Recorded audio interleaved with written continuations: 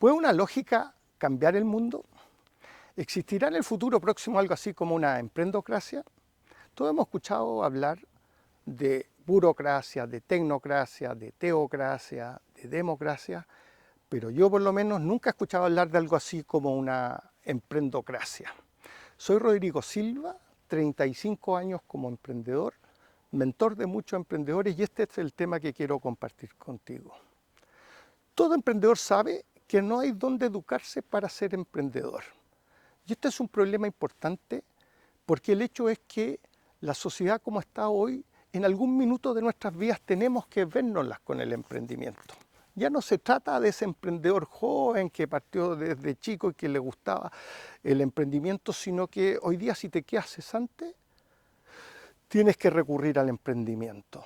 Si no te alcanza la platita a final de mes, yo he visto como muchos emprendedores son emprendedores algo así como part-time.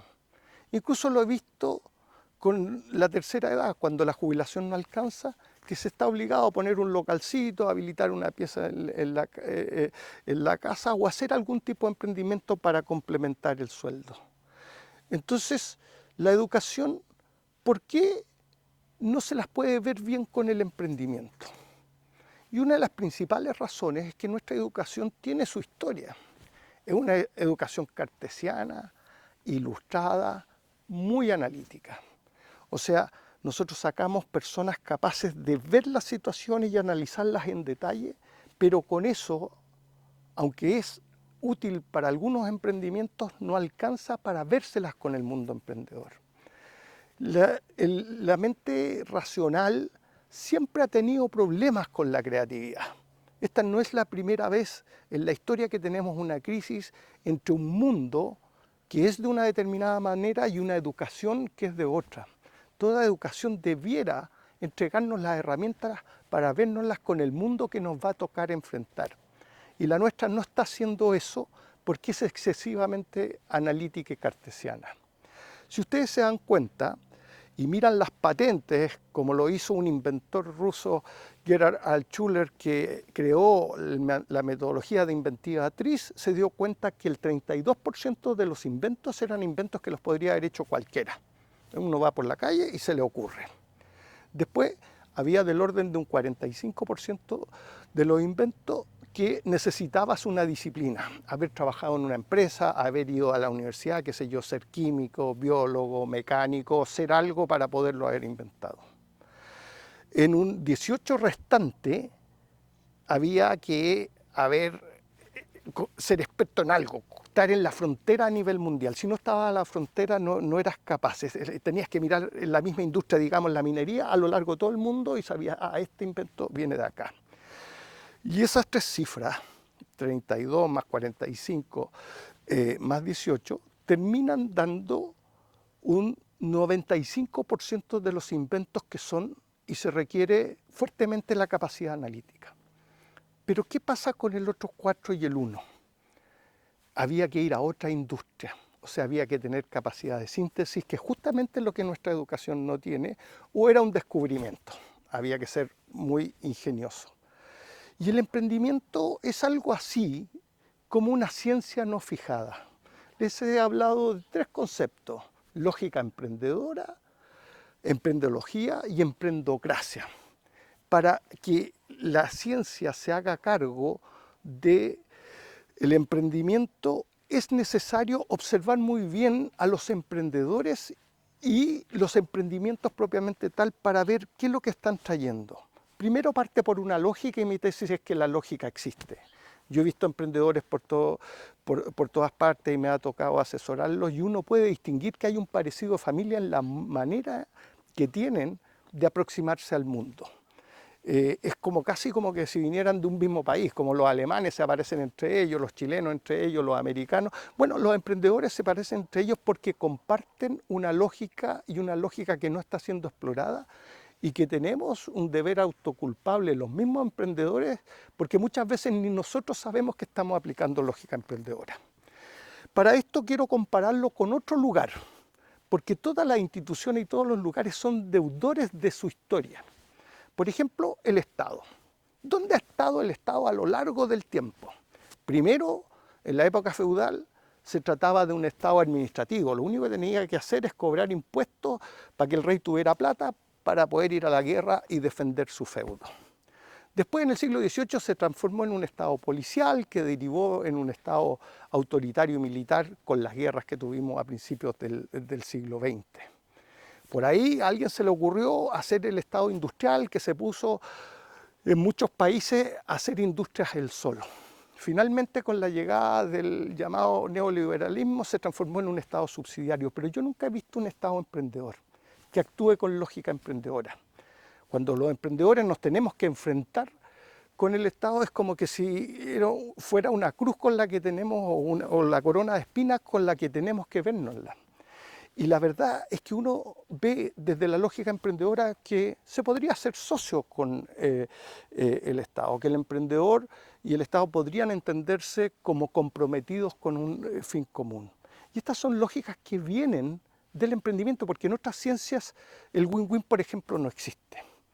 En el deporte o gana uno o el otro o a lo más empatan. En la guerra es lo mismo, a menos que haya bandera blanca. Pero el win-win es algo que viene del mundo emprendedor. Otras lógicas que aparecen en el mundo emprendedor es la capacidad que tenemos de responsabilidad. ¿Y de dónde viene esa lógica? Normalmente la importamos desde la familia. El primer lugar donde el hombre se somete al fenómeno de la responsabilidad es cuando sus padres lo toman con sus brazos y lo ayudan. De ahí también viene el paternalismo, por ejemplo, que se va exportando hacia otros lados. Porque las lógicas sí cambian el mundo. Por ejemplo, cuando Newton, jugando e investigando con 3 o 4 fórmulas simples, empezó a interpretar toda la idea de los fenómenos celestes, esto maravilló a todo el resto de la ciencia y empezaron todos a tratarlos de copiar. Kant lo hizo desde la filosofía para tratar de transformar la filosofía en ciencia, pero se hizo con mayor éxito en la sociología, en la economía y en la psicología, que fueron ocupando el método científico y la lógica científica para trasladarla a otros lados, y esto termina en una tecnocracia, que es la idea de que la técnica es importante en una sociedad. La idea, cuando la religión es importante, hablamos de teocracia. ¿Y por qué no tenemos entonces una emprendocracia? Bueno, la principal razón por la que no las tenemos es porque los emprendedores no somos tomados en serio y nosotros mismos no nos tomamos en serio y no sabemos nuestra propia lógica y no estamos profesionalizando lo que podemos hacer. Porque el emprendimiento es el lugar más inclusivo de la sociedad. Hoy en día es un trampolín social. Antes, en la época de mis padres y para atrás, casi el único lugar donde el hombre tenía para seguro pasar de un lugar social a otro era por el lado de la educación. Hoy día en el emprendimiento se ha transformado en un trampolín social muy poderoso, muy inclusivo. Mírenlo ustedes, hay de todo. Hay casi tantos hombres como mujeres. Por otro lado, hay bastante profesiones distintas, incluso gente sin profesión adentro. Hay del género que ustedes quieran, hay de las edades que ustedes quieran y hay de los grupos sociales que ustedes quieran en el mundo del emprendimiento. Entonces, el país podría ganar mucho incorporando eso que necesita la educación para transformarse en una educación más propia del siglo XXI. Y estoy hablando de la capacidad de síntesis.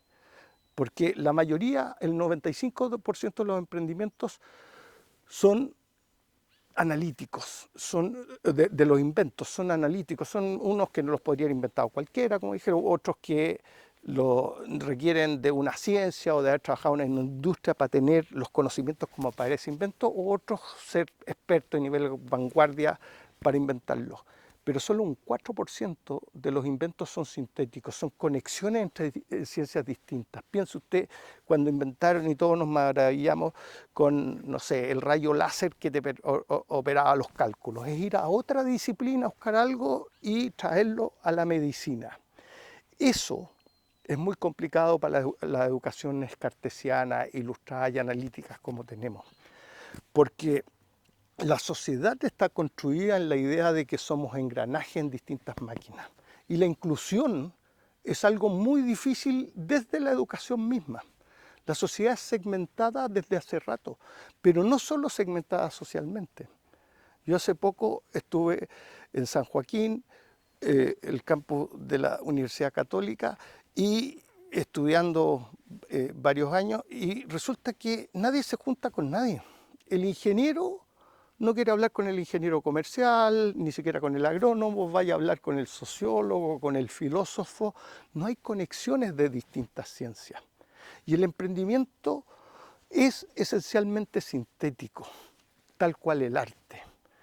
Y la educación racional siempre ha tenido problemas con la canción antes de ser cantada. Porque la razón, como decían los románticos, es una jaula que no te permite dar cuenta de lo que no existe. Tú puedes analizar lo que hay. Y el emprendimiento es la única ciencia no fijada, porque crece. El universo uno lo puede ver y está todo ahí. Casi todas las ciencias que uno tiene, la sociología, la psicología, la mayoría de ellas no crecen. Algunas son más difíciles de encontrar, algunas son más especulativas, pero no crecen.